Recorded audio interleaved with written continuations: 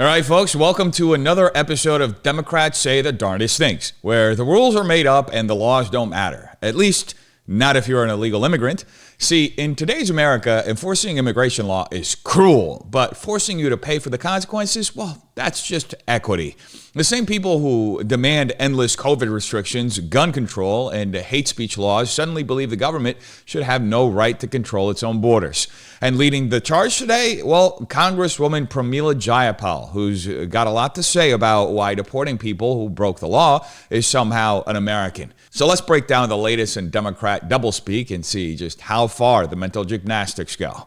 Can't let them continue their lies and their distractions. We can't let them deport the millions of families across this country who have been doing the work that keeps our economy going every day. We can't let them scapegoat and criminalize immigrants who contribute, who are our neighbors, our friends, our churchgoers, our community around us that we deeply love. Immigrants are us. Yes. Immigrants are us, and we all deserve respect and dignity. If you look at the food that's on your table, think about who picked it. Well, it looks like today we're watching yet another episode of Democrats Play Pretend, starring Congresswoman Pramila Jayapal, who's here to tell us that laws don't count if they make her feel sad. According to her, deporting illegal immigrants isn't law enforcement, it's scapegoating, which is an interesting choice of words because if anyone's getting sacrificed for someone else's benefit, it's the American taxpayer footing the bill for all of this. But don't worry, she assures us that immigrants are us, all of them. Even the cartel smugglers, the fentanyl traffickers, and that guy who just crossed the border last week and somehow already got arrested 6 times. He's just like your cousin. But let's really appreciate the gymnastics here. Jayapal says we can't deport millions of families because they keep our economy going. Ah, yes. The classic sweatshop defense. Why crack down on exploitation when you can just rebrand it as essential labor? By this logic, we should be thanking child labor for making our iPhones. The reality? Illegal immigration drives wages down, exploits workers, and screws over actual legal immigrants and working class Americans. But hey, cheap lettuce, am I right? Then we hit peak emotional blackmail. Look at the food on your table and think about who picked it. Oh, so now eating dinner makes me complicit in this international crime ring? What's next? Am I an arms dealer because I bought a Nerf gun? Sorry, but I refuse to be guilt-tripped into supporting an open border free-for-all just because Chipotle needs burrito rollers. The truth is, this isn't about compassion, it's about control. Democrats need illegal immigrants as a permanent underclass to exploit for cheap labor and future votes. They scream about scapegoating while throwing these same people into the meat grinder of low wages and legal limbo. So, no, forcing the law isn't cruelty. It's not oppression. It's governing, a concept Jayapal and her buddies abandoned right around the time they decided shoplifting was a victimless crime. And next up in the Democrat meltdown lineup, we have Representative Maxwell Frost, who loves making a fool of himself. People like the grifter-in-chief Trump and President Musk are openly using their public offices to enrich themselves to the tune of billions of dollars.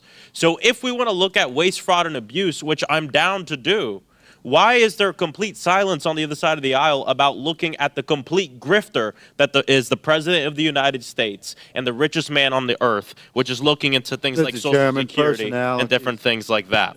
Why don't we investigate the real corruption? Hold off. Point of order. I reclaim my time. Point of order. Mr. Chairman, point of order. Hold off. There was a point of order when you said something. Who asked for it? Mr. Higgins, would you like to revise your remark with respect to improperly identifying the President of the United States? I'll say President Musk and grifter-in-chief Trump. Well, it looks like we've got another fresh batch of Democrat word salad, courtesy of Representative Maxwell Frost. And let me tell you, this one's got all the ingredients, projection and coherence, and a generous drizzle of misplaced outrage. So Frost apparently used his time during this hearing to call Trump the grifter-in-chief and Elon Musk the president, because nothing screams serious policymaker like trying to make some petty juvenile point about the richest man in the world contributing to improving our democracy. hypocrisy. But hey, given how Democrats covered for Biden's administration and his cognitive decline, maybe Frost is just confused at what actual governance looks like. Now let's start with Frost's main accusation, that Trump and Musk are using their public offices to enrich themselves to the tune of billions of dollars. Now, here's where things take a turn for the hilarious, because Elon Musk has never held public office, not once, not even for a second. He's a part of DOE. That's a government agency that answers to the president. So unless Maxwell Frost knows something the rest of us don't, he's literally just making things up mid-sentence. And as for Trump, if the goal was to enrich himself, the guy lost billions of dollars during his presidency. His net worth dropped by over $1 billion in his first term alone. Doesn't even include the amount of money he had to spend to fight the lawfare brought on by Democrat judges and activists. Meanwhile, Joe Biden, a humble public servant of 50 years, somehow went from broke to multi-mansion millionaire.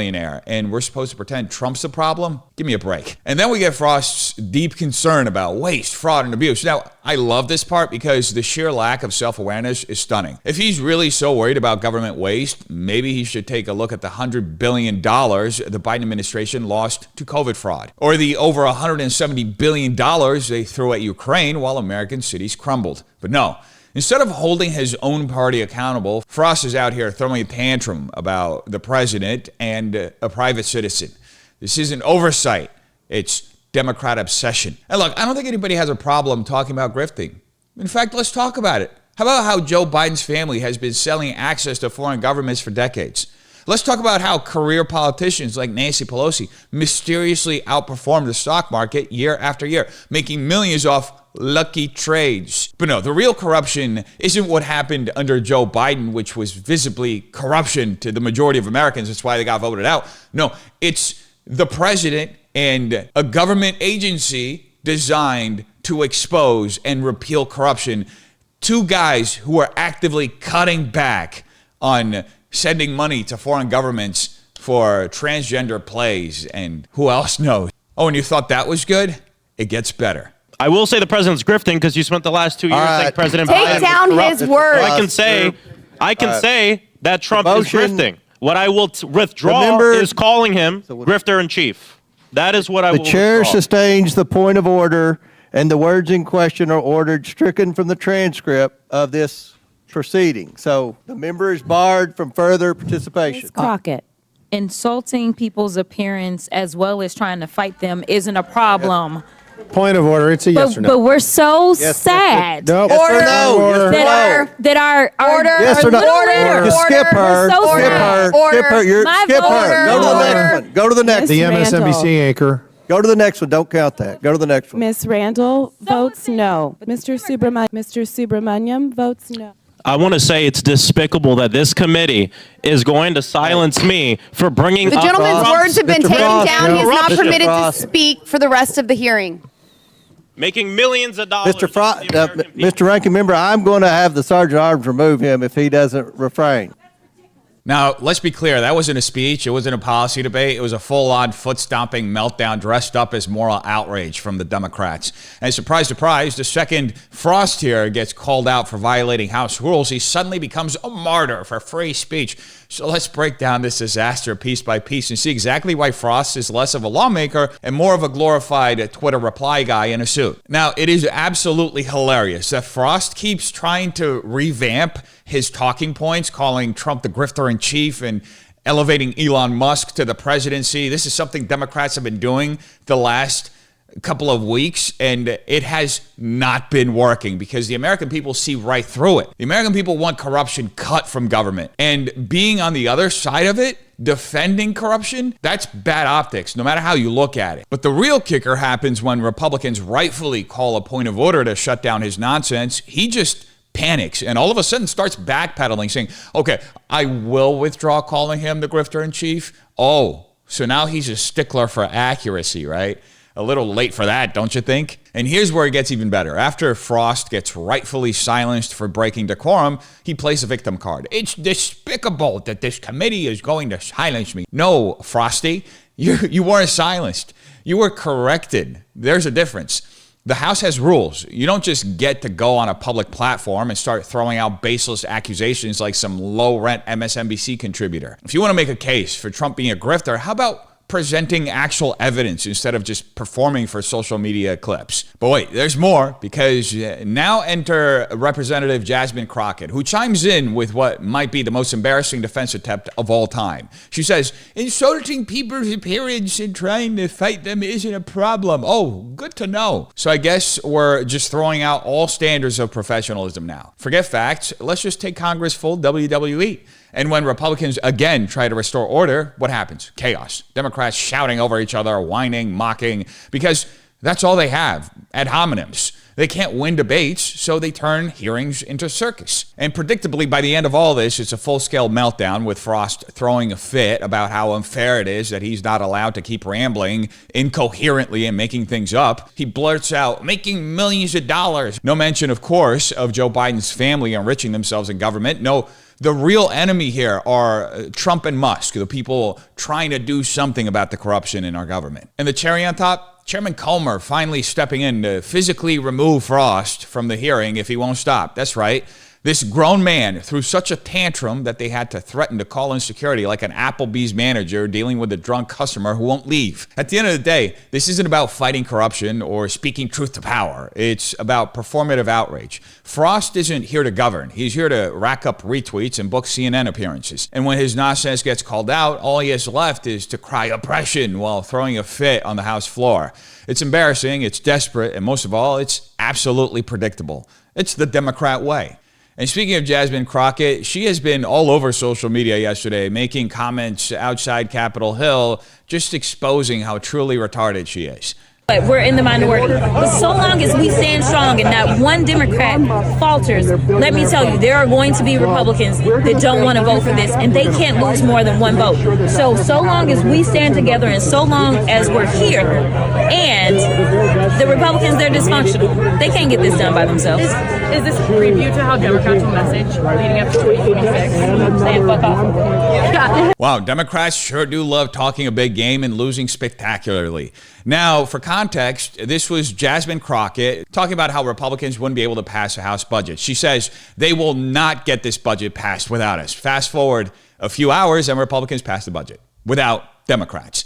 You'd think after years of watching Democrats make bold predictions, age like expired milk, they'd learn to stop making them. But nope, here we are again. And it's as hilarious as ever. Now, Crockett, in her usual smug overconfidence, assured her audience that if Democrats just stood strong and refused to budge, Republicans would collapse under their own dysfunction. Now, I get it. Democrats love pretending that every minor GOP disagreement is the beginning of a full-on collapse. They want Republicans to be in total disarray so badly that they just repeat it over and over like a magic spell, hoping it comes true. The problem?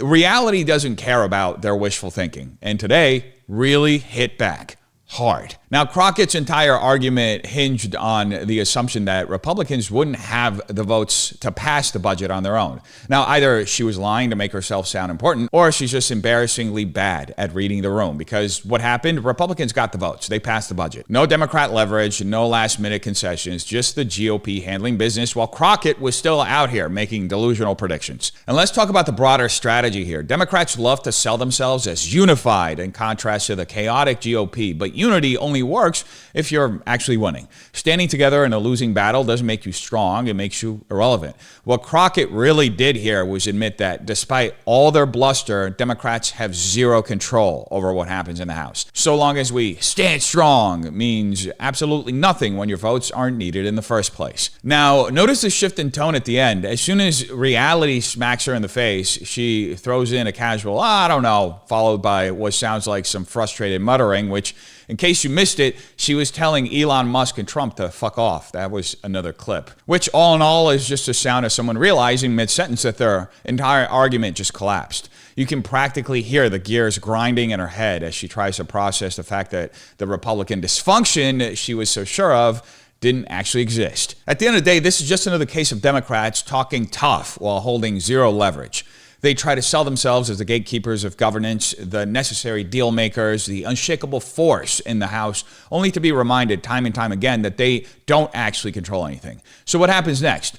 More cope, more spin, and most likely a desperate attempt to turn this failure into some kind of moral victory. But let's be real, there's no way to sugarcoat this. Crockett made a bold claim, got completely humiliated, and will now pretend it never happened. Rinse and repeat. And speaking of humiliation fetish, our governor here in California, Gavin Newsom, definitely has one because he just announced he's doing a podcast. I don't know who asked for this. We need to change the conversation.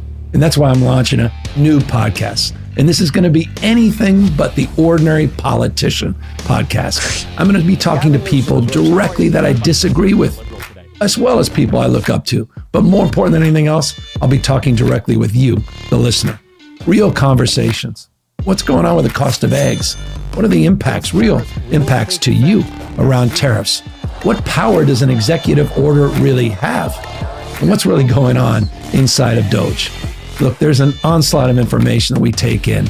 So let's take it to the sources without the typical political mumbo jumbo. Oh, shut up. In the first few weeks, we're going to be sitting down with some of the biggest leaders and architects in the MAGA movement.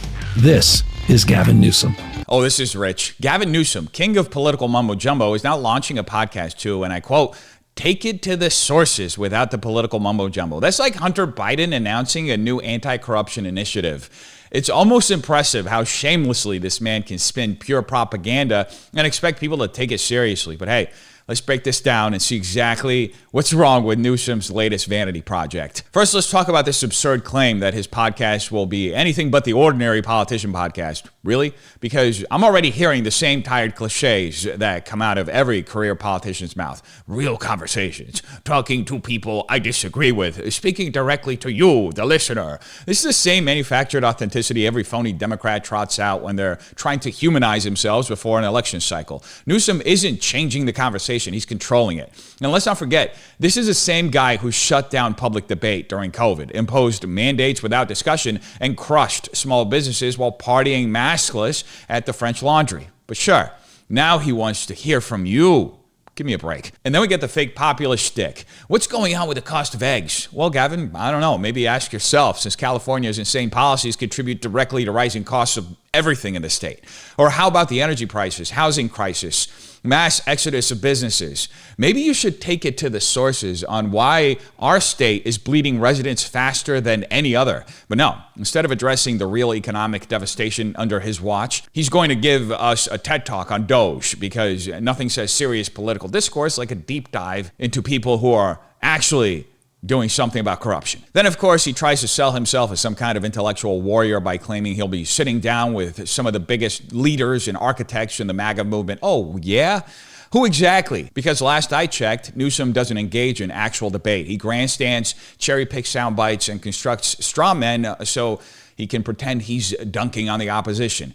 If this podcast is anything like his media appearances, he'll be debating a caricature of the right, not actually engaging with serious conservative thinkers. At the end of the day, this podcast is just another PR stunt. Newsom knows he's trying to position himself for a future presidential run, and this is his way of pretending he's a unifier while pushing the same radical, disastrous policies that ran California to the ground. So spare us the sales pitch, Governor. If people want real conversations about policy, they'll go anywhere but a podcast hosted by our brain-dead governor, Gavin Newsom. At the end of the day, this isn't just about one politician's latest meltdown, another Democrat's empty grandstanding, or Gavin Newsom's desperate attempt to rebrand himself as a deep thinker. It's about a pattern, a relentless cycle of dishonesty, hypocrisy, and manufactured narratives designed to keep people distracted while the real failures go unchecked. How many times will they promise strength only to fold? How often will they cry corruption while covering up their own?